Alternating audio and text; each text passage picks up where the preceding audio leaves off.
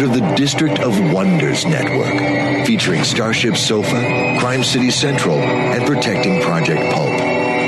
Everyone has a story in the District of Wonders. Come and find yours. Good evening, children of the night. You are welcome to the Nook and Tales to Terrify. You may have been expecting Lawrence Santoro. I'm Stephen Kilpatrick. He asked me to look after Mahler, the ink black cat of the Nook, feed the cat, and take care of the Nook while he's away. As he said last week, he has some health concerns and he's taking care of himself. So, I'll be your host this evening. Our first story is Suicide Chef. The author, Bill Ferris, is the former guitar player of several rock and roll bands you haven't heard of. He now writes mysteries, horror, fantasy, and science fiction, and has published several short stories in publications such as Crowded, Stupefying Stories, and The Again. He is currently shopping his mystery novel, The Other Van Zandt, about a struggling rock band living in the shadows of Leonard Skinner. It's rather like Scooby-Doo, without the talking dog or moral compass. This story I chose because I have a culinary arts degree. It rang true to me. The story, I think, will appeal to anyone who's worked in a kitchen or a restaurant, especially if they've had to deal with a particularly demanding customer. The old man's name, Flagler, was the same as that of a nearby county. Not a coincidence. He sat across a candle-lit table from Dane, whose oversized chef's jacket reeked of olive oil and pesto. Flagler, on the other hand, smelled like money and power. It was the tailored suit, the expensive watch, the disregard for the hostess and the other customers, which were scarce despite being Friday night. Flagler pressed both palms flat on the white tablecloth, spotless from disuse rather than bleach. He leaned forward, looked around to make sure no one sat within earshot, and said, "I want you to kill me." Dane blinked several times, Morse code for, "Excuse me?" "I don't mean slice me with a bread knife. I want to eat myself to death." Dane responded with laughter. Flagler did not join him. "I had a coronary bypass 3 Julys ago. Damn doctor said if I want to live, no more red meat, no cheese, no dessert. You call that living? Try eating baked chicken breasts every damn night." Dane shook his head from disbelief. "That's where you come in," Flagler said. "You don't have to poison me, just give me real food. Steak, baked potatoes with a mountain of butter, eggnog, the worse for me the better." Dane rubbed his face and considered slapping himself out of the dream he was apparently having. He hadn't gotten used to feeling the definition in his own cheekbones. He'd spent most of his culinary career overweight. Slenderness, like failure, was a new experience. Flagler cracked his knuckles, drawing Dane's attention to a wedding ring. "My Dolores passed 2 years ago this August," Flagler explained. "Wasn't the perfect marriage, but the house sure is empty without her. My good-for-nothing son never brings the grandkids around. What am I staying healthy for? Give me a sirloin and a cheesecake, and let me go out like a damn Viking." "Why the production? Why not order off the menu?"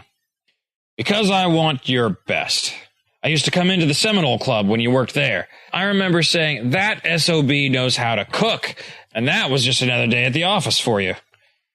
Dane looked around his restaurant, expecting to see a game show host pop out from under a table. "Don't think of it as murder," Flagler said. Dane hadn't until Flagler mentioned it. "Think of it as a challenge. Lay it all out to help an old guy enjoy food and enjoy life again." Swimming in his oversized chef's coat, Dane felt tiny next to Flagler, who clearly wasn't used to hearing no. Dane mused that he wouldn't have to listen to this crap if his restaurant was making money. Dane wanted to tell him to forget it, just order off the menu, that he had to get back to the kitchen. But to do what? Set the record for the most times mopping the floor before closing? Risk a walkout by asking a waiter to clean the restrooms again? Flagler's idea sounded halfway appealing, since it gave Dane something to do. 3 years since he'd opened this restaurant, and every day Dane fantasized about selling it and going back to the Seminole Club. His passion for his vocation had dwindled in proportion to food sales and his waistline, regressing from art to profession to job to prison. Kelly, his wife, razzed Dane that guests were frightened away by the withered wraith who haunted the coats of a once great master. Never trust a thin chef, his teacher at culinary school had told him. Kelly added, especially one who's distant and grouchy. Not that she'd been a summer breeze herself. Of course, as their bookkeeper, she was the one stuck staring at a ledger of red ink every night. I don't know, Mr. Flagler. I'm flattered, I guess, but the whole thing sounds... Naturally, I'll make it worth your while. I'll pay whatever you ask, up front, if that's what it takes. Dane didn't know which side of the moral divide Flagler's proposal grazed upon, but Dane decided his safest bet was to price himself out of the running.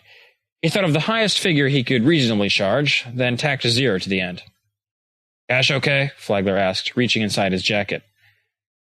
Dane's mind swirled as he struggled to remember the last time he'd created a new dish for the menu or cooked the veal to perfection as if for the only table in the restaurant, which it often was. Could he still summon that sort of creativity? What would Kelly think about this? Did she need to know? Dane swallowed hard, smacked his hand on the table, and said, Let me show you my freezer. Flagler demolished his extra-rare porterhouse steak with whipped potatoes like it would turn to stone if he left it alone. He ignored the salad to save room for a big piece of tiramisu, engulfed in record time. He chased every bite with Guinness. Dane didn't know how Flagler had time to drink the 3 pints while shoving so much food in his face. Not bad, said Flagler, wiping his mouth with a white cloth napkin.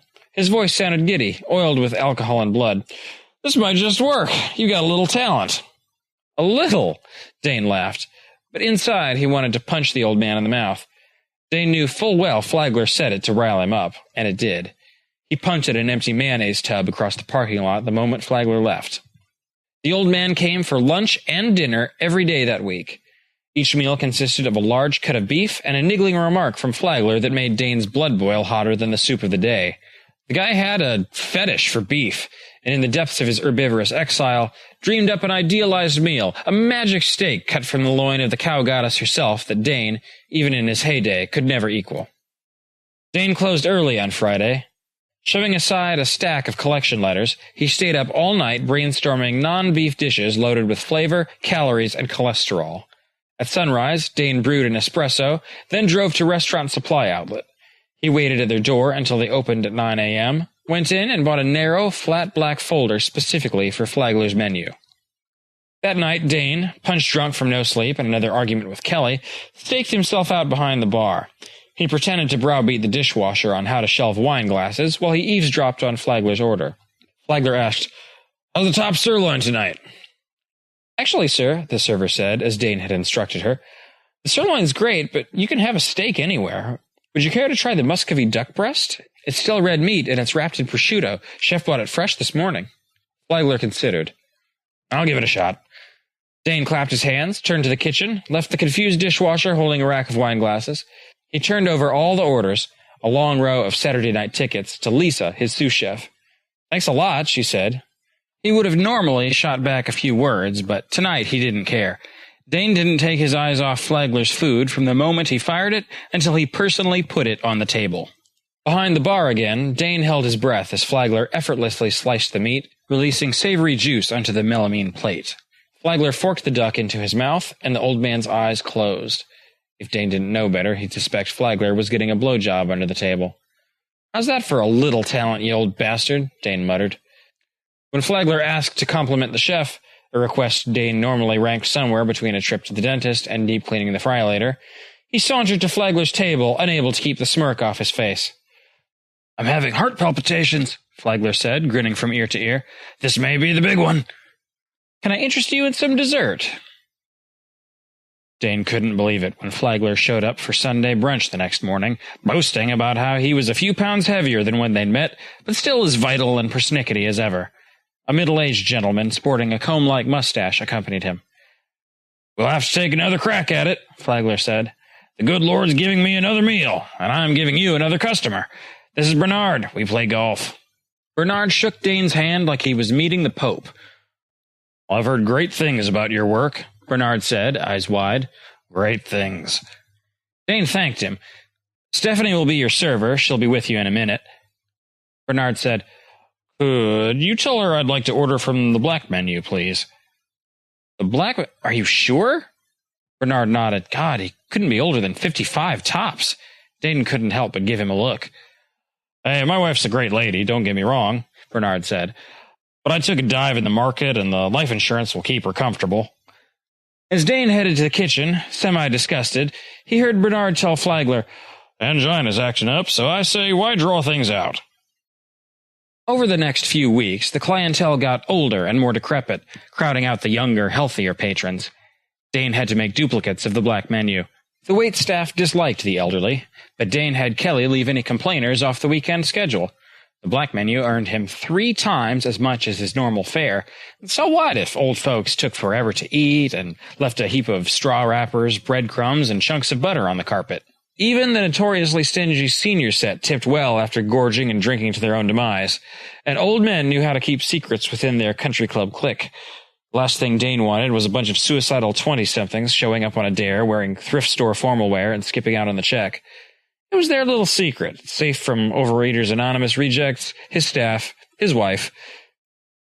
Amidst Dane's prosperity, Flagler took each meal for which he still lived as a personal insult. He showed up for lunch after picking up his newly let-out trousers from the tailor. "I'll be damned if I'm buying bigger pants just to die in, so hurry it up," he said. "I've upped my standards, up yours." Dane couldn't help but respect the way Flagler indulged him in his sinister kitchen experiments, which grew bolder every night. He began incorporating Crisco in sauces, tried out a hot fudge steak burger. He deserved a Nobel Prize for his fried garden salad. He developed a new appetizer, bacon encrusted with cane sugar, which sold like hotcakes, except during Sunday brunch, when Dane sold it with hotcakes. While surfing the internet for recipes, Dane discovered buttered wine. Buttered wine, for Christ's sake! He ordered 6 cases that night and promised to buy the vineyard's remaining stock if the health Gestapo tried to shut the guy down. Dane had to soften his stance on not letting the sous chefs touch orders from the black menu. The volume became too much. Dane mandated black menu items jumped in front of traditional orders, causing normal patrons to walk out because of hour-long waits. So, 2 months after Flagler first walked through the door, Dane unceremoniously tossed his old menu into the dumpster. Following their busiest night ever, Kelly yanked Dane into the office and pressed her lips to his for long enough to boil an egg. "So good to have you back to your old self again," she said. "Good business will do that," Dane said, smiling. That night, Dane and Kelly made love in the office, Kelly's bottom balanced on the edge of the desk next to a stack of receipts as tall as her forearm. Dane's gut, grown large from sampling his own deadly fare, pushed her just far enough away for his far-sighted eyes to remember what a beautiful woman he'd married. He now filled out his chef's coat, which Kelly asked him to leave on. The next evening, as Dane attended to a deep-fried, bacon-wrapped pork chop, he heard a scream and shattering glass. He ran to the dining room and saw Stephanie standing over Flagler, who had fallen over in his chair in the middle of the packed dining room. Stephanie's frightened face turned to confusion once the other patrons began to applaud. Stephanie ran to the back to call an ambulance. A white-suited Southern gentleman, who looked like a cross between Colonel Sanders and Boss Hogg, stood and raised his glass of Rioja Mantequilla to Dane and shouted, "To the chef!" Tears welled in Dane's eyes. He crouched next to Flagler. The old man couldn't speak, but gave Dane a thumbs up and mouthed the word, "Delicious." Flagler's lungs deflated, and his face went slack, save for a soft smile. Dane stood, and, not knowing what else to do, took a bow. The crowd rose to its feet, cheering louder. Dane felt a tug on his sleeve. A woman at the table next to Flagler's, still in her seat, still eating, pointed to Flagler's entree, said, "If he's not going to finish that, may I?" That was Suicide Chef, read by the author, Bill Ferris. Bill, in his spare time, enjoys writing music, spending time with his wife, and playing and building stuff with his 2 boys. He is also pursuing a master's degree in instructional systems technology from the University of North Carolina, Charlotte. He hopes to acquire additional free time and interesting hobbies in the coming years. His Pale Blue Eyes is written by David A. Riley. David A. Riley writes horror, fantasy, and science fiction stories. In 1995, along with his wife, Lyndon, he edited and published a fantasy science fiction magazine, Beyond. His first professionally published story was in the 11th Pan Book of Horror in 1970. This was reprinted in 2012 in the century's best horror fiction, edited by John Pellan for Cemetery Dance. He has had numerous stories published by Doubleday, DAW, Corgi, Sphere, Rock, Playboy Paperbacks, Robinsons, etc., and in magazines such as Aboriginal Science Fiction, Dark Discoveries, Fear, Fantasy Tales. His first collection of stories, 4 long stories and a novelette, was published by Hazardous Press in 2012, his own Mad Demons.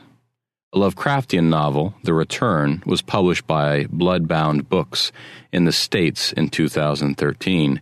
A second collection of his stories, all of which were professionally published prior to 2000, The Lurkers in the Abyss and Other Tales of Terror, was launched at the World Fantasy Convention in 2013.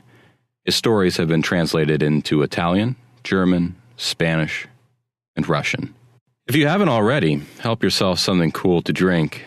It's getting hot outside, isn't it? Our next story takes place in the early days of autumn, likely my favorite season, although our main character may not be able to find too much time to enjoy cool days and the turning of the leaves, too much cold flesh, and the returning of the dead to life. Her parents had told her to stay indoors, but it was dark and scary. She could hear them, the things she thought of as zombies, even though her parents forbade her to use that word. They were outside, groaning, shuffling, sniffing at the walls. They were nearly always there, especially at night. Allison wondered what they looked like. She had only ever seen them from a distance, or on the monitor screens of the CCTV cameras that surrounded the building. But the pictures were monochrome and blurred. Her parents always hid her eyes from the creatures when they took her outside. The last time had been weeks ago. That was before her father found the new place. Allison missed their old home, though. She had lived there almost as long as she could remember. The new place smelt musty, and its walls were damp with growths of fungus. It was boring in here. Every room was the same. What windows it had, bricked up with breeze blocks. Her parents called it the bunker. They tried to turn it into a joke, but it didn't seem funny, even if they were safe inside its thick walls and the stainless steel doors her father had installed front and back. Allison stared at the monitor screens. The creatures were still there. Some of them were staring at the sky or across the grass that surrounded the bunker, where every shrub or tree had been burned by her parents, so there was nowhere for them to hide. Allison glanced at the 24-hour clock. Her mother and father had been gone for hours now, scavenging for supplies. They were not usually gone so long, and Allison had begun to feel worried. She knew accidents could happen. They had happened to others. They could happen to anyone. They could even happen to her parents, she knew. Allison went to a cabinet bolted to the wall. It was always locked, but she knew her father kept the key in a drawer beneath it. She unfastened it and took down a semi-automatic rifle. It felt heavy, but she was used to that. Her father had trained her to use it. He said being able to shoot was a necessary skill these days. She wondered when it hadn't been. That must have been nice, she thought, though she could not imagine being able to go outside without a gun. Even armed, you were not safe. You had to be vigilant, too. That was something else her father had drummed into her.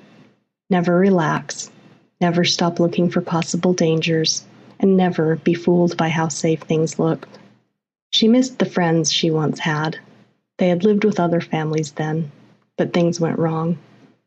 She couldn't remember what happened clearly. She had been too young. In any case, she was asleep in bed when it happened, and the first she knew that something was wrong was when her parents woke her and told her to dress. They even handed her a gun. She had never been allowed one before outside the firing range. The settlement was filled with flashing lights, gunshots, and screams. A double row of chain-link fences, 12 feet high, surrounded the small cluster of houses. Somehow, part of the fencing had been toppled, and they had got in. Her father shot one of them as it stumbled towards them. It was no more than a silhouette against the burning house behind it. Her father had already found the bunker weeks before. It was a bolt hole, he told her, a place no one else knew about. Now it was theirs. Allison felt nervous as she stared at the monitor screen, switching from camera to camera till she had looked at every part of the flattened earth that surrounded the bunker. Not the creatures, not her parents. No sign of anything that moved. The girl knew she would have to go out to find her parents. They might need her help, but she knew that was dangerous. They were out there, somewhere, everywhere, waiting. Her father had told her they knew how to wait better than anyone. They didn't need to eat or drink, though they loved to eat anything that was still alive or freshly killed. It made her shudder to think of it. She could not imagine wanting to eat something that was still alive, something that could feel itself being eaten. That was wrong. Hot spit rose in the back of her throat when she thought of it. She was terrified that one of them would bite her like that, would attempt to eat her. Knowing this was no fairy tale, but real. She stared at the rifle in her hands, knowing she would shoot anything that tried to do that to her. She would shoot it straight between the eyes like her father had told her to do if she ever had to defend herself. Right between the eyes, he said, his face sterner than she had ever seen it before. Don't hit the body. That won't stop them. Aim for the brain. Don't forget that, Allie. You have to kill the brain. She knew from the way he talked that he found it difficult telling stuff like this to his 10-year-old daughter, as if he knew it was wrong, but he'd had to say it. Because of them. Mom, Dad, where are you? Allison said in a whisper. Why haven't you come back? She stared at the monitor, switching cameras till she had again searched every view around the bunker. They weren't there. Nothing was there. No animals, no birds, no people. None of those shambling, dead-eyed creatures either. They had stopped snuffling about the place hours ago. Despite her fear, Allison knew it was time to go out and look. It was hours before it would be dark again. Nighttime was always dangerous. They loved it. They could roam freely then. During the day, the sun could burn their skin if it was hot enough. Her father had told her that they couldn't sweat. When it was really sunny, they would get hotter and hotter, and sometimes they'd burst. She'd laughed when he told her, but the laughter died at the look on his face. They're not a joke, he said, and she knew he still mourned all those people they had killed. People he'd known. She mourned them too, but her memories of most of them were fading now. She'd never really known them at all. Allison sucked in her need to cry, checked that a shell was chambered in her rifle, ready to fire, and strode towards the door. It led into an enclosed portico. Its windows, like those of the rest of the house, had been bricked up with concrete blocks by whoever had fortified this place before they abandoned it.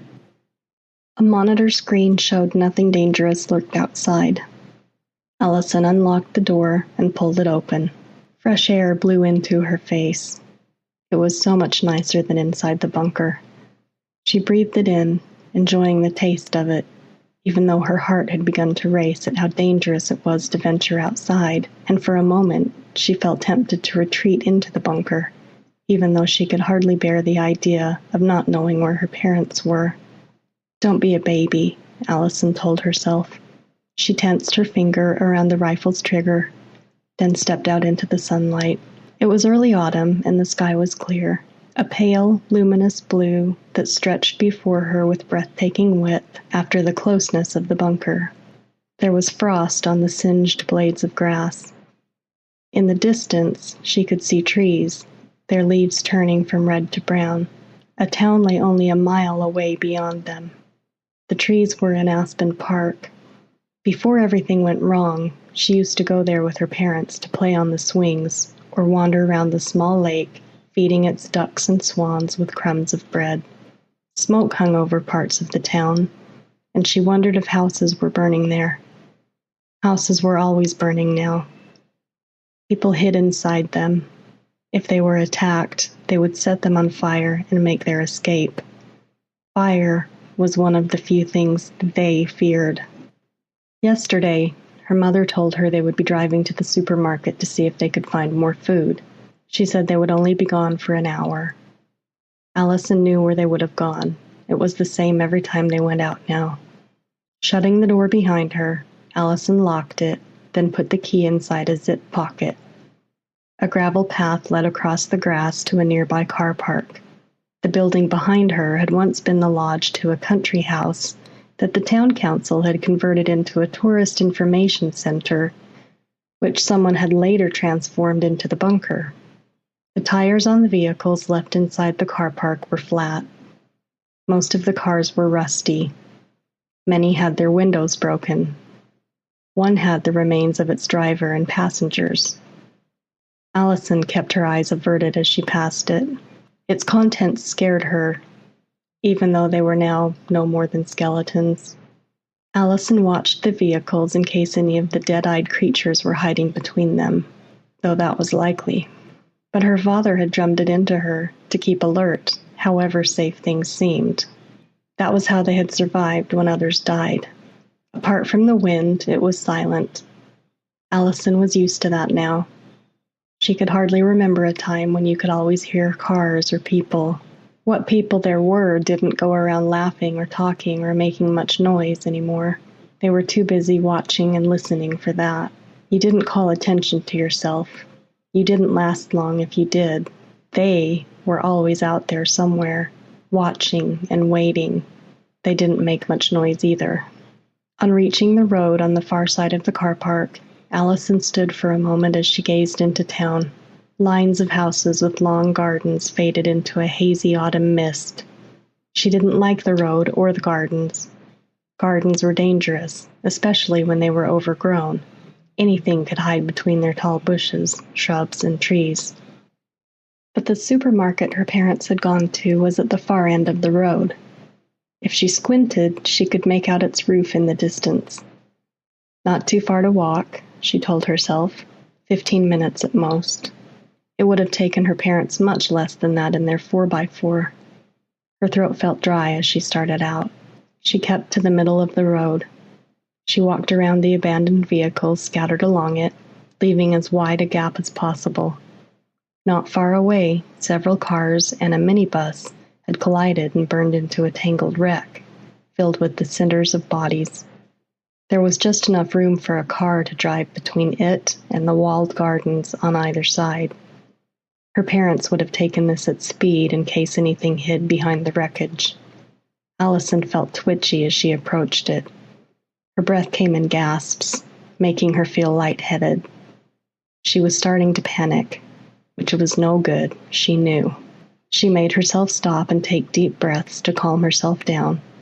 Feeling suddenly so lonely and afraid, she wanted to cry. The rifle felt cumbersome in her hands, and her arms were beginning to ache from the weight of it. She had never carried one this far before. Allison narrowed her eyes. Was something hiding behind the wreckage? She took small steps towards it. At the same time, she tightened her grip on the trigger. If anything moved, she'd fire. She knew she wouldn't even wait to see what it was. Metal creaked inside the burned-out vehicles. Allison stopped.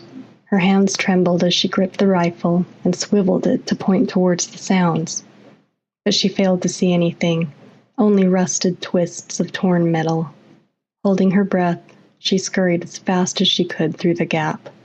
Her back grazed the edge of the garden wall behind her, and a tree branch touched her neck, making her jump. She jerked, staring wide-eyed into the bushes, then hurried back into the middle of the road. Her heart thumped hard inside her chest. With all her might, she wished she could see her parents. For minutes, she stood motionless, staring down the road in the hope their familiar off-roader would appear in the distance, thundering towards her. But nothing moved. Nothing at all. Not even the distant shape of one of those dead-eyed creatures. In a way, it would have been a relief to see one. She knew they were out there, somewhere. Not seeing them somehow felt worse, even though she knew she would scream if she saw one now. Allison thought about its rotting teeth biting into her flesh. That thought made her feel even smaller, more afraid. Her father had told her what to do if one of them bit her. She didn't think he should have told her this. Sometimes he told her too much, she was sure. Allison felt tears slide down her cheeks. The supermarket was nearer now. 10 minutes, and she'd reach it. A heavy feeling lurched in her stomach. Despite her need to see them again, she was certain her parents would not be there. But if they were, Allison made herself stop thinking about what might have happened to them and shut her eyes. She wouldn't think about that. Her parents knew what they were doing. They didn't make mistakes, not like other people. Her father could handle anything. He was strong. He was alert. He knew how to act. He wasn't stupid. Nor was her mother. They could handle anything. Anything at all. Allison started walking again. She shouldered the rifle to ease the strain on her arms. The road was clearer now. There were fewer cars, and she could see far enough in every direction that nothing could catch her unawares. Even the overgrown gardens had given way to rows of shops with wide pavements. Then she heard the shouting. It was panicky, frightened. Her heart began to race as she slid the rifle from her shoulder, automatically checking to make sure it was ready to fire, as her father had told her time and again, then hurried forwards. The supermarket car park was only at the end of the block. She could already see its oversized sign. Trolleys lay abandoned around its entrance. None of them had any produce in them. That would have been scavenged long ago. Allison cocked her head to one side in an effort to work out in which direction the shouts were coming from. Then she saw them. 2 boys. One older than her, but the other much younger, perhaps 5 years old, were running away from the supermarket's broken doors. The younger boy kept stumbling. He was limping badly, and Allison saw what looked like blood on one of his legs. A man emerged from the doors behind them. He held an axe in one hand, which he was swinging around from side to side in an effort to ward off something inside the building behind him, perhaps only waiting until the boys had managed to put enough distance between them and whatever was inside the supermarket. The man suddenly turned and started to run as fast as he could after them. Then Allison saw it. The grimy face of the man-shaped creature emerged into the daylight. Its clothes hung in tatters. Allison knew it neither needed nor cared about them. In time, they would disintegrate. Allison shuddered at the thought as she hoisted the rifle to her shoulder and aimed. It was a distant shot, and she knew she would be lucky to hit the creature at this range. She tracked it as it followed the man, stumbling after him with quick, jerky, ill-judged strides that still ate the distance between them with uncanny speed. "This way," Allison shouted. "Come this way." The boys heard her first. Hope sprang into their faces, perhaps because they could see she had a weapon. They turned to the man and called to him, pointing at her. But the creature behind the man was already only feet away from him. He stopped and waved the axe in its face, as if he hoped he could scare it off, but the thing was hardly fazed by it. It grasped the axe head in its fingers, then yanked it from him. Taken aback, the man staggered away from the creature, bewildered and scared. "No!" That was one of the boys, the youngest. His cry rose into a high-pitched scream. Allison fired, but she knew she had missed. Chips of masonry exploded from the supermarket's red brick wall behind the creature. It didn't even look. Allison narrowed her eyes, angry she had let herself fire too quickly. Her father would have been furious at her sloppiness. "Squeeze the trigger," he would have said. "Don't jerk the thing. Squeeze it. Gently. Gently, you stupid girl." She aimed once more, though the creature was already attacking the man. Its hands had grasped him by the shoulders, and it was trying to tug him towards it. For his part, the man had his own hands pressed to the creature's head and was trying to push it away from him as its teeth snapped at his face.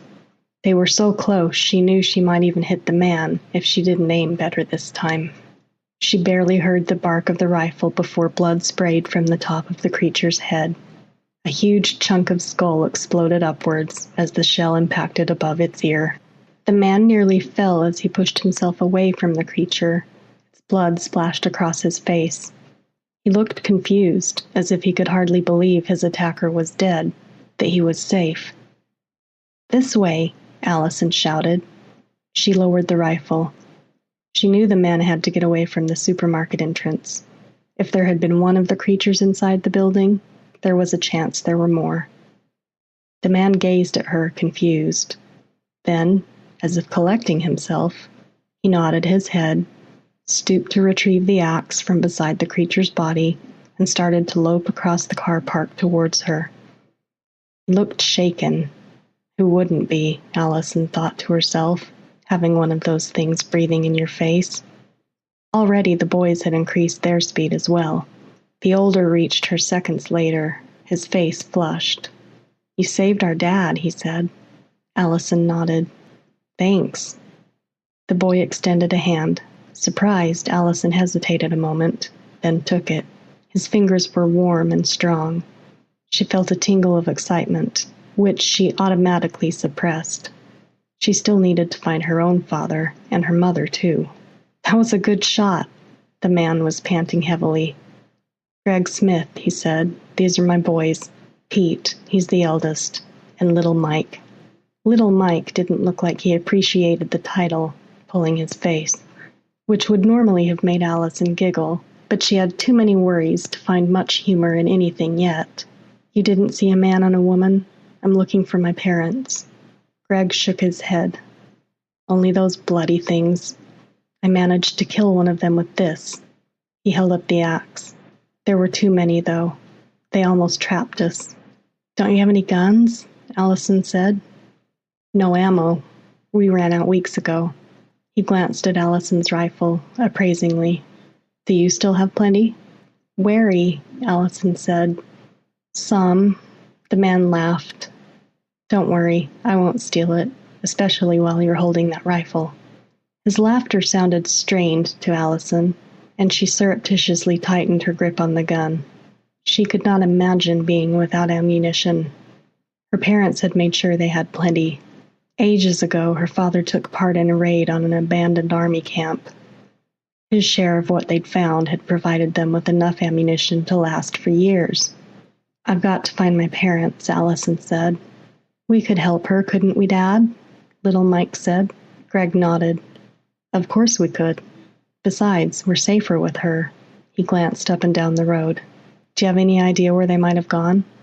Allison shook her head. "They said they wouldn't be long. That was yesterday." Greg frowned. "Doesn't sound good." He breathed out slowly as if considering what to say next. "They'd have had trouble in there." He nodded towards the supermarket. "They had guns," Allison said. "My dad wouldn't have been caught by surprise." Her voice sounded too defensive, she knew. She saw the boys look at her, curious. "Perhaps they decided to go somewhere else," Greg said. "Somewhere safer." He jerked a thumb at the creature she'd shot, with not so many of those things in it. Allison saw movement beyond the supermarket's plate glass doors and knew their presence was drawing the creatures from inside the building. They would have to move soon, or be forced to shoot more of them, a waste of ammo when they could avoid trouble. "We should go," Allison said. Greg glanced at the doors and saw what she'd seen. He nodded his agreement. He hefted the axe in his hand. "Where to?" "There's a mini-market further up the road. Not far. They might have gone there." "Our vehicle's here," Greg said. He pointed to a removal truck, stood in the supermarket car park, close to the exit. A bull bar had been crudely welded to its radiator, and wire mesh had been fixed with screws across its windscreen. Greg led them to it. It wasn't locked. He hauled himself up inside its cab. Allison saw there was plenty of room inside for the two boys and her.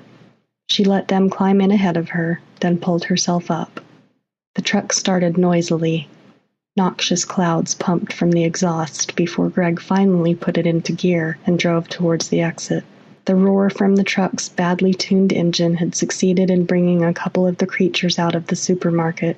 One of them limped across the car park on a broken leg, attempting to head them off. A wild grin on his face, Greg steered towards the creature, hitting it with a solid, meaty thump with the bull bar. The truck lurched as one wheel, then another, ground across it. "One less," Greg called. He cast a glance of triumph at Allison. Was that to make up for the one that almost killed him? Unsure whether she liked the man or not, Allison looked away and watched the road instead. Greg maneuvered the unwieldy truck out of the car park. "If you spot their car, let me know," Greg said as they headed along the road. "We should team up. The more the better, eh?" Allison wasn't so sure. She had been in a large group once before. Most of its members died when their compound fell. She trusted her parents. They weren't stupid. Most of the adults she'd seen in the compound had been. They'd squabble over everything. No one trusted anyone else. They were selfish and greedy and frightened. Her parents never argued, though. They knew what was sensible. They knew what had to be done and got on with it. She could tell Greg wasn't like that at all. He wouldn't have taken his boys with him into the supermarket if he was. Not with nothing better than an axe to defend themselves with. That was stupid. They would probably have been killed if she hadn't been able to help. She glanced at the boy next to her. Little Mike stared back at her. He had pale blue eyes and unwashed curly hair, which should have been cut months ago. There were dirty smudges around his mouth. Some of it dried snot. Allison's father would never have tolerated that. Cleanliness was important. Like those of his brother and father, even Mike's clothes were grubby. Only the outdoor waterproof he wore on top was clean, and its sharp creases showed it had only just been taken from a shop. He had new hiking boots, too. Greg braked, and the truck hissed to a stop. Ahead of them, the road was blocked by a mob. Even from this distance, Allison could tell what they were. Beyond, she could see the sign for the mini-market. On top of its flat roof were two people. Her heart beat faster as she recognized them. "That's them," she said, "on the roof." "Fuck," Greg grimaced. He immediately looked embarrassed at what he'd said. "If that's your parents—" He let the sentence die. Allison ignored him. She did a mental count as accurately as she could of the mob besieging the shop. There had to be at least 30, she thought. Too many for her to shoot, she knew. If they turned and charged, they would overwhelm the truck before she could take down half of them. Every shot would have to be spot on, too. "You know there's too many." Greg's voice left no doubt he was certain about this. "I can't leave them," Allison said. She reached for the door handle. "Don't be stupid." Allison flashed him an angry glance before she pushed the door open. "Come back."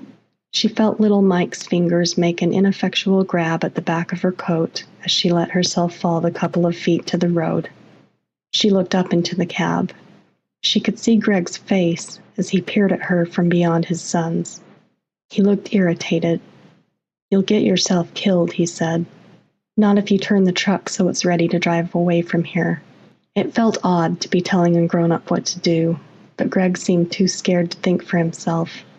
As she stepped back to give him room to drive the vehicle back and forth till he had it pointed the other way, she hoped he wouldn't leave her. But she had the rifle, and that, somehow, seemed to give him faith in her. He'd stay. After Greg had finished maneuvering the truck, Allison stepped towards the cab. "Is there anything in the back?" "Some cases of food, some drums of water, blankets, tools, bare necessities in case we can't get home before dark." "Is home where your wife is?" Greg nodded. "And our dogs." She hoped wherever they were staying was safe. Dogs wouldn't give his wife much protection against them. They wouldn't be put off, not by dogs. She knew that too well. So far, the creatures at the mini-market had not noticed them, despite the noise of the truck's engine. But Allison knew that wouldn't last long, even though her parents were still keeping most of their attention. Her father had managed to free a coping stone from the edge of the roof. Even as she watched, he heaved it forwards, then let it fall onto the upturned faces of the crowd. From the bodies strewn about the road, she guessed her parents must have used what ammo they had on killing as many of their attackers as they could. There were at least 40 corpses, their head wounds clotted with flies. The off-roader her parents had arrived in was parked close to the door into the mini-market. It was also where most of the creatures were gathered. Before her parents could get to it, their numbers would have to be reduced. Another of the creatures fell victim to a coping stone, its head crushed to a gory pulp. As if growing wary of this new danger, the rest of them started to wander away from the edge of the building.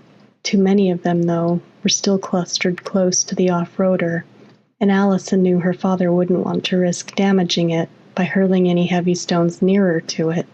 An idea struck her. She felt sickened by it, but the girl knew it might be the only chance she had of getting her parents out of there alive. Greg had parked the removal truck in neutral. Its engine was much quieter now, just ticking over. Allison moved away from it to the row of shops that led to the mini-market. All the shops had been vandalized, and broken glass and crushed produce lay across the pavement, most of the goods weathered beyond recognition. Allison stopped at the end shop and pushed open its door. The interior smelt bad, but was mostly empty. Nothing moved inside it, not even a rat. Then she returned to the pavement, pressed herself tight against the wall, and peered round the corner at the open concrete space outside the mini-market. The nearest of the creatures was about 20 feet away. Another coping stone hurtled down but missed its target. It hit the ground with a resounding crash. Allison glanced behind her. Greg was watching her from the truck, his head craned through the open window, which was when she turned and took aim at the nearest wheel. She ignored the protest Greg started to shout at her and squeezed off a shot. The tire exploded as the heavy shell struck it. Lumps of black rubber were flung through the air. Immediately, every head turned to stare at the truck. For the merest moment, there was a pause. Then it started. With stumbling but determined feet, the creatures outside the mini-market began to trudge away from it towards the vehicle. The only sound was the shuffling of their feet. Greg cried out in despair as he started the truck, and it snaked forwards, the burst tire making it skew across the road. Greg applied more power to the accelerator, but the vehicle was struggling. Rubber shredded from the burst tire till its bared wheel rim struck sparks from the road. "Get out of there and run," Allison silently urged as she watched the creatures trudging past, not noticing her in the shop doorway, gun at the ready. Their attention was focused on the struggling truck as it slid at an angle across the road and hit a lamp post. "Get out of there!" Allison shouted when the last of the creatures had stumbled past her hiding place. One of them turned, staring at her with eyes that were so long dead they were like overcooked eggs, pitted with decay. That it could even see her, she was not sure, though she knew it could sense her now that she had drawn its attention. Once it might have been a businessman. Greasy rags of a dark suit still clung to its body, its shirt black with dried blood. Its lips were drawn in a tattered grimace, back from teeth like stubbed-out cigarette butts, as it swiveled, almost overbalanced, and lurched towards her. Allison wasted no time. She aimed and fired. At this range, exploding its head in a spray so rank it almost made her throw up. Then she was on her way, her feet pounding the concrete ground, to the mini-market. Her parents had already left its roof. Seconds later, the door into the building swung open and her mother and father were racing towards her. "Get into the car," her father ordered. He unlocked it remotely with his key as he pushed past to see what was happening up the road. "They refused to help," Allison said. "They dumped me, then tried to drive away, but the tire burst." The truck's cab was already swarming with the creatures. They were climbing all over it, scrabbling at its windows. Some had already pulled the grill off the windscreen and were pounding it with fleshless fists. Their dull thumps echoed down the road. "I told you," her father said. "You can't trust anyone." "Yes, Daddy," Allison said. She nursed the rifle to her chest as she climbed into the back of their off-roader. Her father glanced once more at the truck, then turned to her mother and shook his head as they climbed into the front seats. He deliberately ran down some of the creatures as they accelerated past the truck. Allison averted her eyes from the lumps of flesh that some of them were already thrusting into their mouths. She looked instead at her parents. They were all that mattered in her world to her. Their safety and hers mattered more than anything else. Anything, she thought. even little Mike with his pale blue eyes. His Pale Blue Eyes was read to us by Antoinette Bergin. Antoinette is twisted and dark, sarcastic and pessimistic, weird and demented. All these things combined somehow make her absolutely adorable. She is the author of bedtime stories for children you hate, and has been known to mail packages of lime jello to people she deems worthy. She can be found on Twitter as @Nettie_Bergin, and probably won't harm you if you follow her. Again, that's @Nettie_Bergin. I remember listening to the first episode of Tales to Terrify, which was Martin Munt's wonderful Chair, way back in January of 2012 while I was working out in my parents' basement in Zanesville, Ohio. Little did I know that I'd be the first guest host of the show a couple years later. Thank you for listening. I hope that Mr. Santaro will be joining us again next week.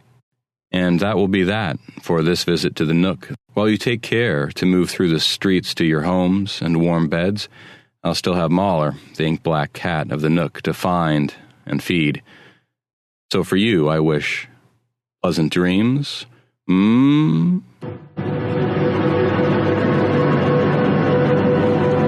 This presentation has been brought to you by the District of Wonders Network, dedicated to podcasting the finest genre fiction. You can learn more about the District of Wonders and their many literary productions at their website, www.districtofwonders.com. Thank you for listening.